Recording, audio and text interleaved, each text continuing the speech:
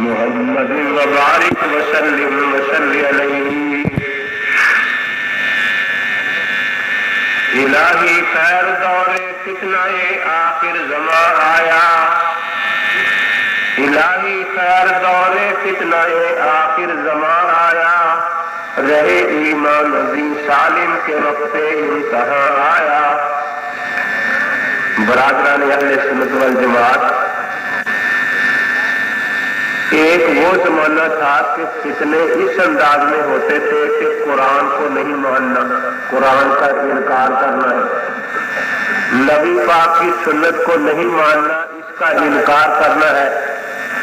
لیکن اب فتنوں نے اپنا انداز بدل لیا ہے، اب اہل قرآن قرآن کا نام لے کر دین میں فتنے پیدا کر رہے ہیں، حدیث کا نام لے کر دین میں فتنہ پیدا کر رہے ہیں۔ پہلے یہ تھا کہ قرآن کو ماننا نہیں، اب قرآن کا نام لے کر دین میں جھوٹ بولنا ہے، حدیث اور سنت کا نام لے کر دین میں جھوٹ بولنا ہے۔ تو اس لیے جو قیامت قریب آتی چلی آ رہی ہے، فتنے نئے نئے ناموں سے سامنے آ رہے ہیں۔ یہ صحیح بخاری شریف کے ختم کی تقریب ہے۔ اہل سنت والجماعت 4 دلائل کو مانتے ہیں: کتاب اللہ، سنت رسول اللہ، اجماع امت اور قیاس۔ ان 4 میں پہلی 2 دلیلیں بنیادی اور تشریعی دلیلیں کہلاتی ہیں، کتاب و سنت، اور تیسری اور چوتھی دلیلیں جو ہے ان کو تفریعی دلائل کہا جاتا ہے۔ تشریعی دلائل بھی 2 ہیں، کتاب و سنت، اور تفریعی دلائل بھی 2 ہیں، اجماع اور اجتہاد، قیاس۔ تو اس لیے آج کل جو فتنے چل رہے ہیں، سب سے پہلے تشریعی دلائل کا میں عرض کرتا ہوں کہ وہ 2 چیزیں ہیں، کتاب و سنت۔ قرآن پاک کی مثال خط کی ہے۔ جیسے آپ کسی کو خط لکھتے ہیں تو آپ کا ایک ایک لفظ مکتوب الہ تک پہنچ جاتا ہے، لیکن سنت اور حدیث کی مثال خط کی نہیں، پیغام کی ہے۔ آپ کسی کو پیغام دیتے ہیں تو پیغام لے جانے والا آپ کے الفاظ حفظ نہیں کرتا، بلکہ آپ کا مطلب ذہن میں رکھ کر لے جاتا ہے اور اپنے لفظوں میں آپ کا مطلب دوسروں کو پہنچا دیتا ہے۔ تو قرآن پاک گویا 114 خطوط ہیں اللہ تبارک و تعالیٰ کی طرف سے اپنے بندوں کے نام، یہ لفظی الہام ہے۔ اور حدیث پاک صلی اللہ تعالی وسلم، سنت نبوی جو ہے، یہ مانوی الہام ہے۔ جس طرح قرآن پاک تلاوتاً متواتر ہے اور اس کی 7 قراتیں متواتر ہے، کسی علاقے میں کوئی قرات تلاوت ہو رہی ہے، کسی علاقے میں کسی قرات پر خدا کی کتاب پڑھی جا رہی ہے، تیسرے علاقے میں تیسری کتاب پر قرات پر تلاوت ہو رہی ہے۔ اسی طرح اللہ کے نبی پاک کی سنت کے 4 ہی طریقے ہیں جن کو 4 مذہب کہا جاتا ہے۔ کسی علاقے میں حنفی مذہب کے مطابق اللہ کے نبی کی سنتوں پر عمل ہو رہا ہے، کسی علاقے میں شافعی مذہب کے مطابق، کسی علاقے میں مالکی مذہب کے مطابق، کسی علاقے میں حنبلی مذہب کے مطابق۔ تو جس طرح 7 قراتیں برحق ہیں، لیکن ان 7 کو جوڑ توڑ کر کے کوئی 8ویں قرات بنانا ناجائز ہے۔ اسی طرح 4 مذاہب اپنے اپنے موقع پر برحق ہے، لیکن 4 سے ایک ایک 2 مسائل لے کر کے 5واں مذہب بنانا یہ اہل سنت والجماعت کے ہاں قطعاً جائز نہیں ہے۔ تو کتاب اللہ کی 7 قراتیں ہیں اور سنت نبوی صلی اللہ علیہ وسلم پر عمل کرنے کے 4 طریقے ہیں جن کو 4 مذاہب کہا جاتا ہے، اور اہل سنت والجماعت انہی میں دائر ہے، ان سے باہر اہل سنت والجماعت نہیں ہے۔ کیونکہ یہ حدیث پاک کی مجلس ہے، اس بارے میں عرض کرتا ہوں کہ جس طرح قرآن پاک 2 مرتبہ جمع ہوا، ایک دفعہ حضرت صدیق اکبر رضی اللہ تعالی نے جمع کروایا، اور پھر دوسری مرتبہ سیدنا عثمان غنی رضی کے زمانے میں جمع کرایا گیا۔ آخر یہ دوسرے جمع کی ضرورت کیوں پیش آئی؟ پہلے اور دوسرے میں فرق کیا تھا؟ نبی اقدس صلی اللہ علیہ وسلم پر جب قرآن پاک نازل ہوتا تھا تو عرب میں 7 لغات تھی. یہ قریش کی لغت میں قرآن پاک نازل ہوتا تھا، لیکن باقی لغات والے بعض الفاظ صحیح ادا نہیں کر سکتے تھے، ان کے لیے بڑی مشکل پیش آتی تھی. اس لیے رسول اقدس صلی اللہ تعالی علیہ وسلم نے اللہ تعالیٰ سے دعائیں مانگی کہ یا اللہ تبارک و تعالیٰ قرآن پاک کو 7 لغات پر پڑھنے کی اجازت دے دی جائے. اللہ تعالیٰ نے اجازت مرمت فرما دی. اب نبی اقدس صلی اللہ تعالی وسلم کے مبارک زمانہ میں، حضرت ابوبکر صدیق کے زمانہ میں، حضرت عمر فاروق کے زمانہ میں اور سیدنا عثمان غنی رضی اللہ تعالیٰ کے ابتدائی دور میں قرآن پاک 7 لغتوں پر پڑھا جاتا تھا. لیکن جب تک عرب میں قرآن پاک رہا، عرب والے اپنی لغتوں کا اختلاف آسانی سے سمجھ سکتے تھے، اس لیے کوئی جھگڑا کوئی لڑائی نہیں ہوتی تھی. جب قرآن پاک عجم میں پہنچا تو وہاں لوگ حیران ہوئے کہ اس خیمے والا قرآن اور طرح پڑھ رہا ہے، اس خیمے والا قرآن اور طرح پڑھ رہا ہے. انجیلیں تو 4 ہیں اور قرآن پاک شاید 7 ہو گئے. چنانچہ یہ بات سیدنا عثمان غنی رضی اللہ تعالیٰ کو لکھ کر بھیجی گئی تو حضرت عثمان رضی اللہ تعالیٰ نے جو مہاجرین انصار حیات تھے ان کو جمع فرمایا اور ان میں یہ بات رکھی کہ اس سے فتنہ پھیل رہا ہے. تو سب نے اس بات پر اتفاق کیا کہ جن بوڑھوں کے لیے اجازت دی گئی تھی ہر لغت پر قرآن پاک پڑھنے کی، ان میں سے اکثر وفات پا چکے ہیں اور بچہ ہر لغت سیکھ لیتا ہے، اس لیے وہ ضرورت اب باقی نہیں رہی. اس لیے فتنے کو بچانے کے لیے اب صرف اور صرف لغت قریش پر قرآن پاک پڑھا جائے اور کسی لغت پر قرآن پاک نہ پڑھا جائے. چنانچہ پھر حضرت عثمان رضی اللہ کے زمانے میں دوبارہ جمع کی ضرورت اسی لیے ہوئی کہ اب اس کو صرف اور صرف لغت قریش پر جمع کیا جائے اور باقی لغات اس میں نہ آئے. تو اس سے یہ معلوم ہوا کہ دیکھو امت میں فتنہ جو ہے یہ قتل پسند نہیں. الفتنہ تو اکبر من القتل، الفتنہ تو اشد من القتل. اب یہ قرآن پاک ہی کی لغات تھی، قرآن پاک پڑھا جاتا تھا، لیکن دین پر عمل کرنے کا طریقہ یاد رکھے کہ دین پر عمل بھی ہو اور امت نبوی میں فتنہ بھی باقی برپا نہ ہو. اس لیے یاد رکھے مذہب حنفی جس علاقے میں ہے یہ مذہب ہے، فتنہ نہیں، کیونکہ سارے اسی طریقے پر عمل کر رہے ہیں.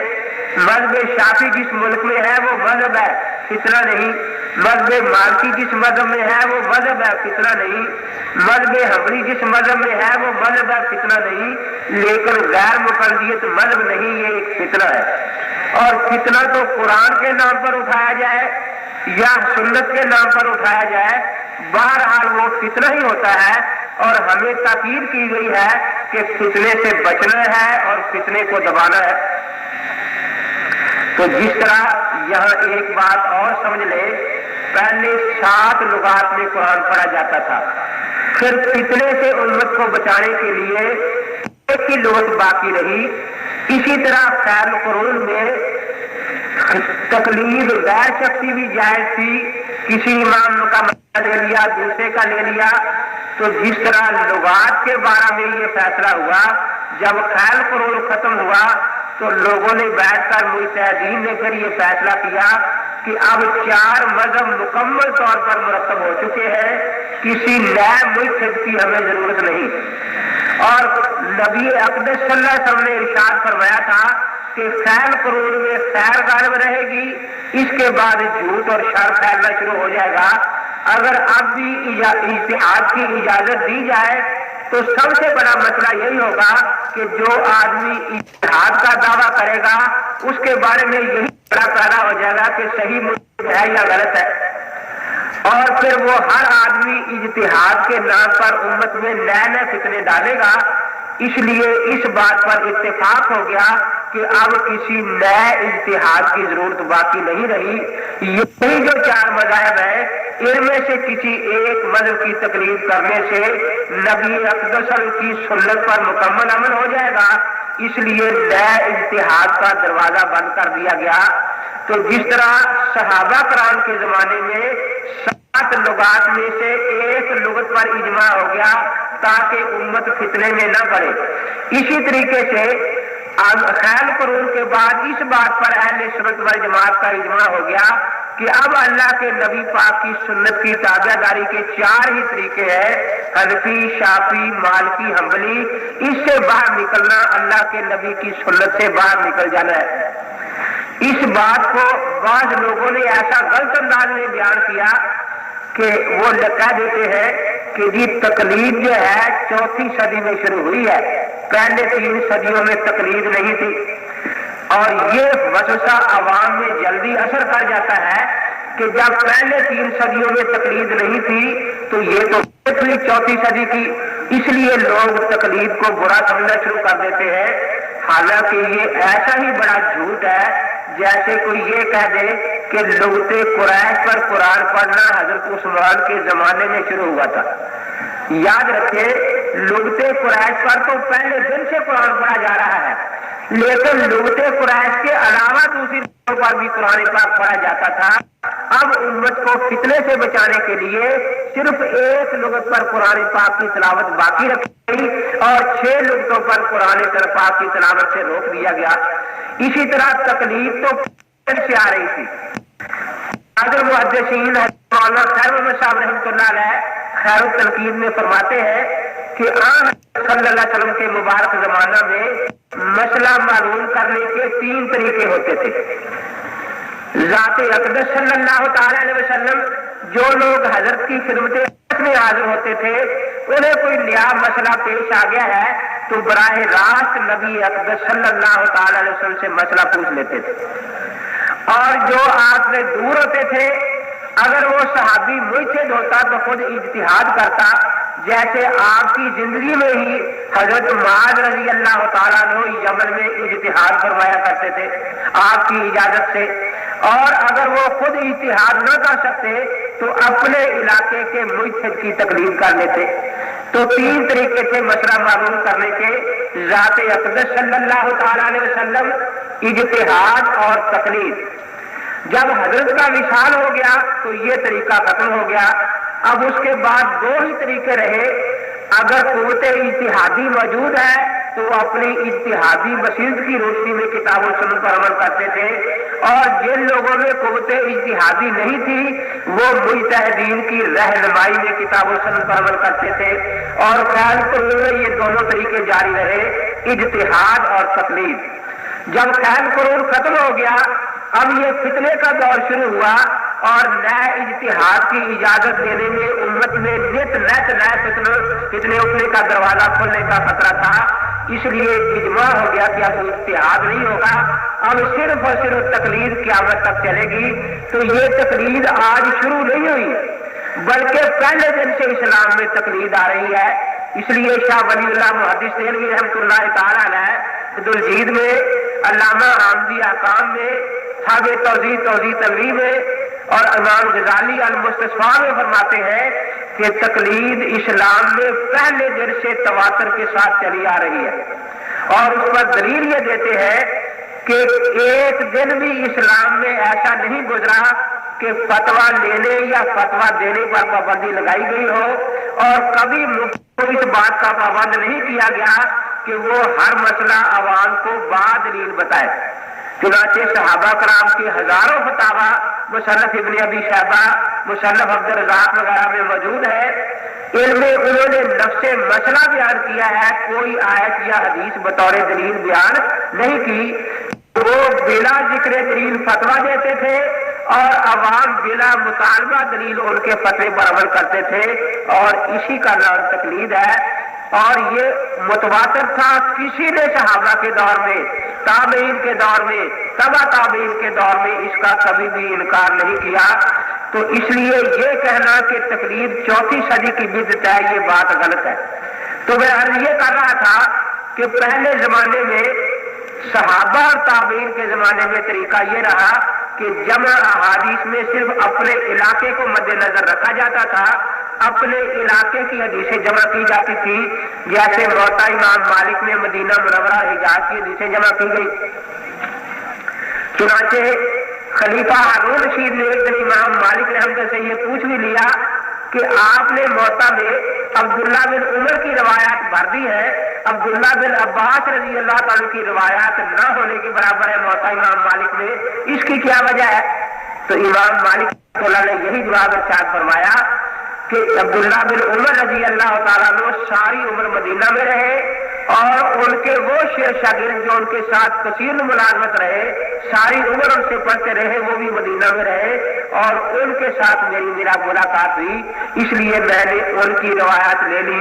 लेकिन अब्दुल्ला बिन अब्बास रजी अल्लाह ताला अन्हु मक्का मुकरमा में रहे, उनके जो कसीर मुलाजमत शागिर्द थे या तो मक्का में रहे या कूफा चले गए, इसलिए उनके साथ मेरी ज्यादा मुलाकात हुई और मैंने असूल ये रखा था कि रिवायात वो लूंगा कि जिसमें उस्ताद और शागिर्द में कसीर मुलाजमत होना साबित हो जाए। इसी तरह इमाम मोहम्मद रहमतुल्लाह अलैह ने इराक की अहादीस का मजमूआ किताबुल असास और मौता इमाम मोहम्मद की शक्ल में मुरतब फरमाया। उस जमाने में हदीस के कहने के लिए अस्मा रिजाल की जरूरत नहीं होती थी, क्योंकि वो आवाम से अहादीस नहीं लेते थे, बड़े बड़े मुहद्दिसीन से लेते थे और सबसे बड़ा मियार की हदीस पर अमल है या नहीं वो अपने इलाके के उलमा का फतवा होता था। आपने मौता इमाम मालिक पढ़ी है, इमाम मालिक रहमतुल्लाह अलैह हदीस के साथ ही अहले मदीना के अमल का जिक्र कर देते हैं। मौता इमाम मोहम्मद पढ़ी है, उनका भी यही तरीका है कि वो फोका है इराक का मतलब साथ ही नकल कर देते हैं, जिससे पता चल जाता है कि इस हदीस पर अमल हो रहा है और इस हदीस पर अमल नहीं हो रहा। फिर दूसरा कदम ये उठा कि मुसन्नफ इब्न अबी शैबा, मुसन्नफ अब्दुल रज़्ज़ाक़ वगैरह में सारी दुनिया का चक्कर लगाकर अहादीस जमा कर ली गई और सारे इलाकों के दलाइल उसमें इकट्ठे हो गए। उसके बाद तीसरी बारी सियासता वालों की आई। अब इन्होंने देखा कि इतनी बड़ी बड़ी किताबें दाखिल निसाब नहीं हो सकती, इसलिए इनसे कुछ इंतखाब कर लेना चाहिए ताकि इंतखाब करके अहादीस के कुछ मजमूए मुरतब कर लिए जाए। अब इस इंतखाब में इनके सामने मेयार और पैमाना क्या था? तो सही बात यही है कि चूंकि ये सारे हजरात किसी न किसी इमाम के मुकल्लिद थे, इसलिए वही तकलीद इनके असल में आए। उन्होंने अपने अपने दलाइल अपने अपने मज़ाहब में इकट्ठे कर लिए। यह एक बात ये भी याद रखे कि बाज़ बात आदमी सोचता है जी साहब मिशकात जो था ये इमाम शाफी रहमतुल्लाह के मुकल्लिद थे, इतनी हदीसें पढ़कर ये इमाम शाफी के मुकल्लिद हुए तो शायद इमाम शाफी का मज़हब हदीस के ज्यादा ही करीब होगा, इसलिए इतना बड़ा मुहद्दिस मुकल्लिद था। नहीं, ये बात नहीं थी। ये याद रखे हिंदुस्तान में बड़े बड़े मुहद्दिस गुजरे हैं, अल्लामा अनवर शाह कश्मीरी रहमतुल्लाह अलैह, सईद अली मुत्तकी रहमतुल्लाह अलैह, ये सारे के सारे हनफी थे। असल बात क्या थी कि जिस इलाके में हनफी रहते थे वहां तकलीदी इमाम अबू हनीफा की होती थी, खा वो मुहद्दिस हो या फकीह हो। जिस इलाके में शाफी रहते थे वहां तकलीदी इमाम शाफी रहमतुल्लाह अलैह की होती थी, ताकि उम्मत में फितना बर्पा न हो। इसलिए इन हजरात ने अपने आइमा के दलाइल जो थे वो इन किताबों में मुरतब फरमा लिए। तो इमाम बुखारी रहमतुल्लाह अलैह ने एक कौल के मुताबिक 2 लाख अहादीस से और एक कौल के मुताबिक 6 लाख अहादीस से ये मजमुआ मुरतब फरमाया और इसी तरह लाखों हदीसों से इंतखाब करके इन हजरात ने अपनी ये 6 किताबें मुरतब फरमाई। उसके बाद आजकल जो फितना एक नया उठा है वो ये है कि आपके शायद इल्म में होगा कि बुखारी मुस्लिम के अलावा हर किताब के 2-2 हिस्से कर दिए गए। सही अबू दाऊद, ज़ईफ अबू दाऊद, सही तिरमिज़ी, ज़ईफ तिरमिज़ी, सही इब्न माजा, ज़ईफ इब्न माजा, सही नसाई, ज़ईफ नसाई। और ये अलबानी ने किए हैं। नाम अहले हदीस है और अहादीस के खिलाफ एक बहुत बड़ी साजिश ने खड़ी कर दी है और आजकल हदीसों को ज़ईफ कहकर हदीसों के इनकार का फितना बड़ा आम है। इस बारे में एक असूल ज़हन में रख ले कि जिस तरह सारे इल्म हिसाब का खुलासा 2 कायदे हैं, जमा और तफरीक, इसी तरह जरा जितनी भी फैल जाए असल बुनियाद 2 बातों पर होती है कि इसका हाफजा कमजोर है या अदालत में कमजोर है। जो हाफजे की वजह से जरा होती है उस जरा को छोटी जरा समझा जाता है کیونکہ یہ ذرا مطابعات اور شواہد سے ختم ہو جاتی ہے۔ قرآن پاک میں آتا ہے کہ دو عورتوں کی گواہی کو مرد کے برابر تسلیم کر لیا گیا، اور وجہ یہی بیان کی گئی کہ اگر ایک عورت بھول جائے گی تو دوسری اس کو یاد دلا دے گی۔ محدثین نے اس سے یہ اصول نکالا کہ اگر سند میں ایسا راوی ہو جس کے حافظے میں کچھ کمی ہو اور دوسری سند مل جائے جس میں ایسا ہی اگرچہ راوی ہو، تو یہ دونوں سندیں مل کر پھر بالکل حدیث صحیح ہو جاتی ہے۔ تو اس طرح جب یہ کہتے ہیں جی فلاں حدیث ضعیف ہے، فلاں ضعیف ہے، شور مچاتے ہیں، تو ان سے یہی پوچھنا چاہیے کہ ذوق کی وجہ حافظے کی کمزوری ہے یا عدالت نہ ہونا ہے۔ اگر حافظے کی کمزوری ہے تو پھر دوسری سند کے مل جانے سے وہ حدیث صحیح ہو جاتی ہے، اس کو ضعیف کہہ کر رد کرنا صحیح حدیث کو رد کرنا ہے۔ اور اس سے آدمی حیران ہوتا ہے، بیچارے بازار والے لوگ یا جو علم حدیث نہیں جانتے، کہ خیال مدارس میں شیخ الحدیث صاحب جن کی زندگی گزر رہی ہے حدیث پڑھتے پڑھاتے، وہ اس حدیث پر عمل کر رہے ہیں، لیکن یہ بازار میں بیٹھا ہوا ایک آدمی کہہ رہا ہے کہ حدیث ضعیف ہے ضعیف ہے۔ عجیب بات یہ ہے کہ خیال مدارس کے شیخ الحدیث صاحب کو یہ تحقیق نہیں ہو سکی کہ یہ حدیث ضعیف ہے، اور ایک دکاندار لڑکے کو تحقیق ہو گئی کہ حدیث ضعیف ہے۔ اصل بات کیا ہے کہ شیخ الحدیث کے سامنے اس کی 10-15 سندیں ہیں، اور 2 سندیں بھی ہو جائے تو حدیث کی صحت میں شک نہیں رہتا۔ اس لیے شیخ الحدیث صاحب کیسے اس حدیث کو ضعیف کہہ دیں گے اس متن کو؟ اور اس لڑکے کے سامنے اس کو ایک ہی سند دکھائی گئی ہے، اور اس میں کسی راوی پر انگلی رکھ کر دکھا دیا گیا کہ یہ راوی جو ہے یہ ضعیف ہے۔ تو اس لیے یہ مطلب نہیں کہ اگر بازار میں ایک نوجوان حدیثوں کو ضعیف کہہ رہا ہے تو اس کی تحقیق بہت زیادہ ہو گئی ہے، اور حنفی شیخ الحدیث جو ہے وہ اس تحقیق تک نہیں پہنچے، بلکہ مطلب یہی ہے کہ احناف شیخ الحدیث صاحبان کا مطالعہ بہت ہی زیادہ وسیع ہے، ان کے سامنے کئی شواہد ہیں، کئی مطابعات ہیں، اس لیے انہیں پتا ہے کہ اس حدیث کا انکار ایک نہایت صحیح حدیث کا انکار ہے، لیکن وہ جس کو فتنے کے لیے بازار میں بٹھا دیا گیا ہے اس بیچاروں کی ایک سند دکھا دی گئی ہے، اور ایک راوی پر انگلی رکھ کے دکھا دیا گیا کہ بھائی یہ ضعیف ہے۔ تو مقصد یہی ہے کہ آج کل یہ فتنہ جو چل رہا ہے، پہلے تو تھا کہ حدیث ماننی نہیں، آج کل کہتے ہیں یہ اس لیے نہیں ماننی کہ ضعیف ہے۔ تو ذوق کے بارے میں میں نے قانون عرض کیا کہ جب تک وہ مفسر بیان نہ کریں کہ وجہ ذوق کیا ہے، اس وقت تک ذوق ضعیف نہیں کہا جائے گا، مطابعات اور شواہد کو دیکھا جائے گا۔ وآخر دعوانا الحمدللہ رب العالمین۔